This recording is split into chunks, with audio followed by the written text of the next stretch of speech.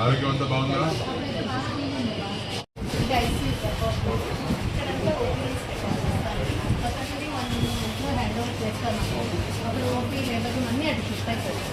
ఇప్పుడు కొత్త దాంట్లో కొత్త ఫెసిలిటీస్ ఏముంటాయి?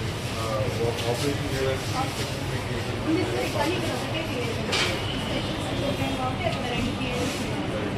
ఇక్కడ మనము పాత థియేటర్ని అపాయింట్మెంట్ చేయకుండా సర్వీస్ సెంటర్ వస్తే మనకు కంటి ట్యాబ్లెట్ ఇంతకుముందు మేడం గారు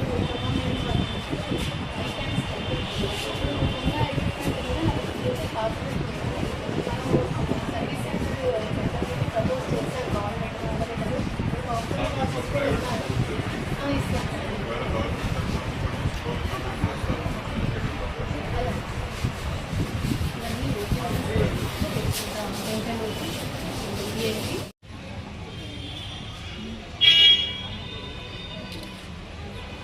అందరికీ కూడా నా హృదయపూర్వకమైన నమస్కారాలు తెలియజేసుకుంటున్నాను.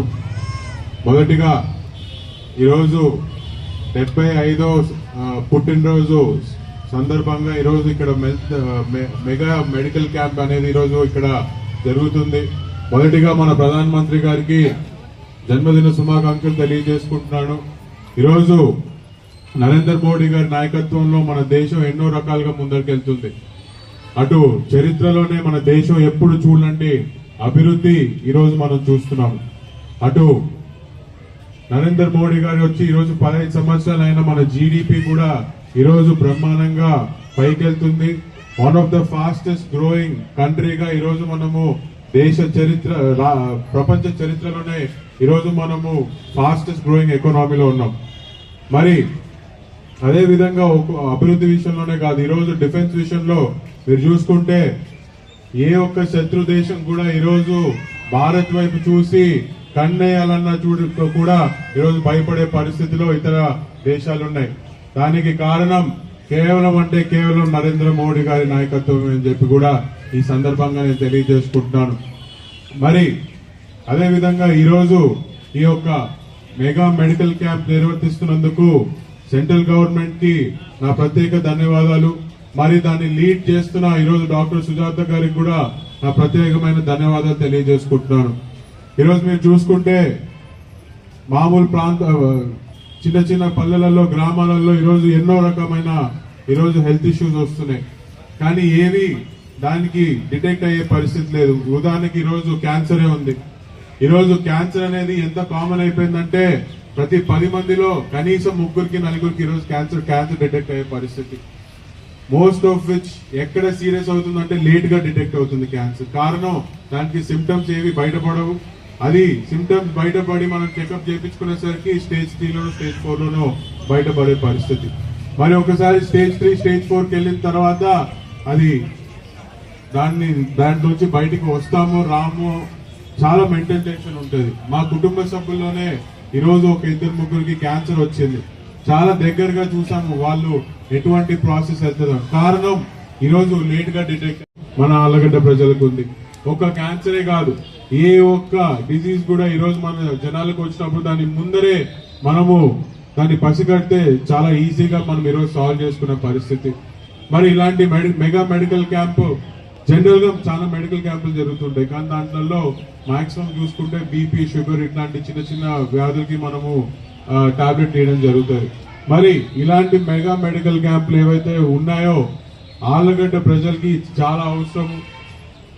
తొందరలోనే ఎమ్మెల్యే గారితో కూడా మాట్లాడి అటు పైన మంత్రులతో మాట్లాడి ఖచ్చితంగా మండల్ వైజ్ ఒక మెగా మెడికల్ క్యాంప్ తీసుకొని రావాలని చెప్పి ఖచ్చితంగా ప్రయత్నిస్తాము. ఎందుకంటే ఇట్లాంటి ఒక సర్వీస్ మారుమూల ప్రజలకి జనాలకి ఎక్కడైతే చిన్న చిన్న పల్లెలు ఉన్నాయో ఈరోజు ఇక్కడ మెడికల్ క్యాంపు ఆళ్లగడ్డ టౌన్ లో నిర్వర్తిస్తున్నాం. మరి ఎక్కడో చిన్న చిన్న దూరంగా ఉన్న ఒక చిన్న పల్లెలకి ఈరోజు తెచ్చి ఇక్కడికి వచ్చే అవకాశం చాలా తక్కువ. మరి అలాంటి అవకాశము ప్రతి మండల్ హెడ్ క్వార్టర్ లో కూడా ఇలాంటి మెడికల్ క్యాంప్ పెట్టాలని చెప్పి నా కోరిక. అదే విధంగా ఈ గవర్నమెంట్ హాస్పిటల్లో ఇంకా మెరుగ్గా చికిత్స అందడానికి మా తరపు నుంచి, ప్రభుత్వం తరపు నుంచి ఏం చేయాలన్నా కూడా మేము మొదటిగా ఖచ్చితంగా ముందుంటాం. ఎస్పెషలీ ఇక్కడ అంబులెన్స్ సర్వీస్ కానీ ఇంకోటి కానీ ఇంకా పెంచుకోవాల్సిన అవసరం. మీరు చూసుకుంటే గతంలో ఇక్కడ రోడ్డు ప్రమాదంలో మా తల్లి ఇక్కడ చనిపోవడం జరిగింది. ఇక్కడ చనిపోయినప్పుడు స్విఫ్ట్ రియాక్షన్ ఉండి ఇంకా మెరుగైన చికిత్స ఇక్కడే అందించే పరిస్థితి ఉంటే ఆ రోజు బతికే అవకాశం ఉండేదేమో. మరి అలాంటి పరిస్థితి ఆళ్లగడ్డ తాలూకాలో ఎవరికి రానియకుండా చూసుకోవడం అనేదే మా ధ్యేయము, ఎమ్మెల్యే గారి ధ్యేయము. ఖచ్చితంగా ఆ దిశగానే మేమందరం కూడా పనిచేస్తామని చెప్పి కూడా మీ అందరికీ నేను తెలియజేస్తూ, మరి ఇతర ప్రదేశాల నుంచి, పక్క నియోజకవర్గాల నుంచి వచ్చిన డాక్టర్లందరికీ కూడా నా హృదయపూర్వకమైన ధన్యవాదాలు తెలియజేసుకుంటున్నాను. మీరు ఇలానే ఇంకా సర్వీస్ పెంచుకోవాలనేదే మా కోరిక. మీకు ఎల్లప్పటికీ కూడా భూమా కుటుంబం అండగా ఉంటుంది. మీకు ఏ సమస్య, ఏ ఇబ్బంది వచ్చినా మీరు ఆలగడ్డ నివాసులే అవ్వాల్సిన పని లేదు.